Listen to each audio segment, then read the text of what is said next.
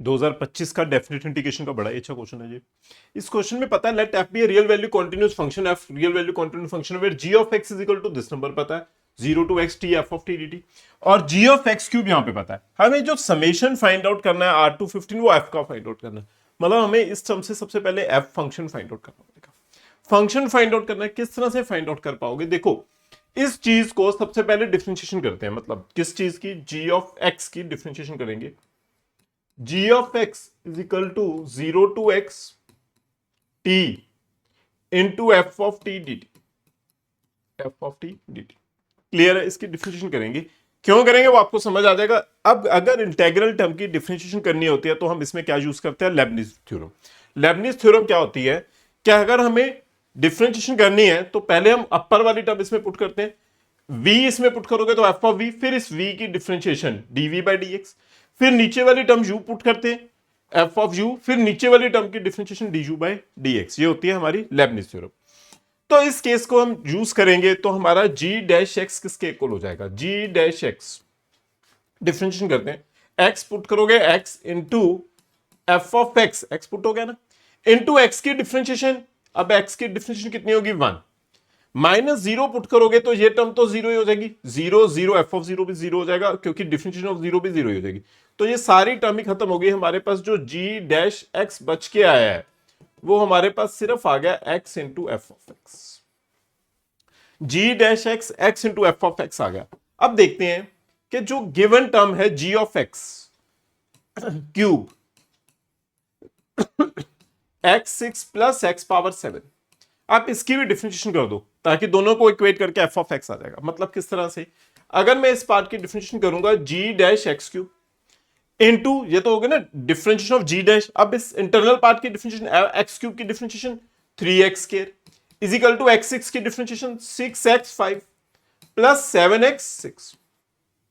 3x square से आप divide कर दो g dash X cube, 3x square से डिवाइड करोगे तो कितना बचेगा 2x cube plus 7/3 X to power 4। तो ये g डैश एक्स आ गया, बट इस तरफ g डैश एक्स आया। देखो मैं इस टर्म को भी क्या लिख देता हूं, एक्स क्यूब ही लिख देते हैं, इसमें भी x को एक्स क्यूब से रिप्लेस कर दो, x cube F of X cube. अगर ये दोनों टर्म्स को हम देखते हैं ध्यान से, इस टर्म को g डैश एक्स क्यूब और इस टर्म से, हम दोनों टर्म से क्या चीज फाइंड आउट कर सकते हैं, F dash X cube find out कर सकते हैं इजीली। तो कैसे हम दोनों को इक्वेट करेंगे, क्योंकि g डैश एक्स क्यूब आ गया ना, तो इक्वेट करके हमारे पास टर्म बनेगी X cube into F dash x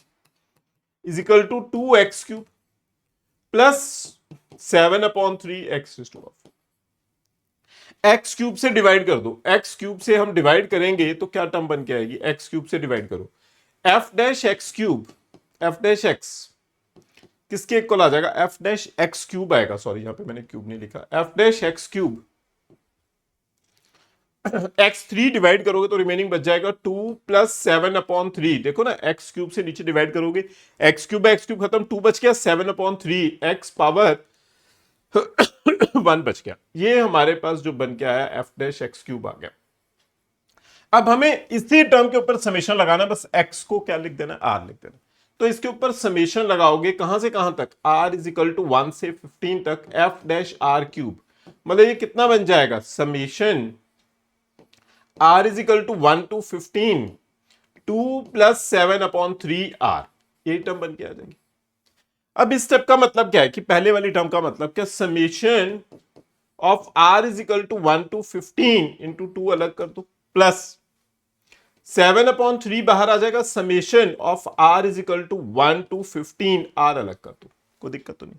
इसका मतलब क्या है कि 2 को 15 टाइम्स ऐड करो, देखो हम 2 को 15 टाइम्स ऐड कर देंगे तो कितना आएगा, 2 को 15 टाइम्स ऐड करोगे तो 30 हो जाएगा। और ये आपको sum of first N natural number का सम का फॉर्मूला पता है, 1 2 3 up to so on n, क्या फॉर्मूला होता है फर्स्ट एन नेचुरल नंबर्स के सम का, n इंटू n प्लस 1/2। तो ये फॉर्मूला इस जगह पे यूज करोगे तो कितना बचेगा, 15 प्लस 1/2, इसे थोड़ा सा सिंप्लीफाई कर दो, ये बन गया 5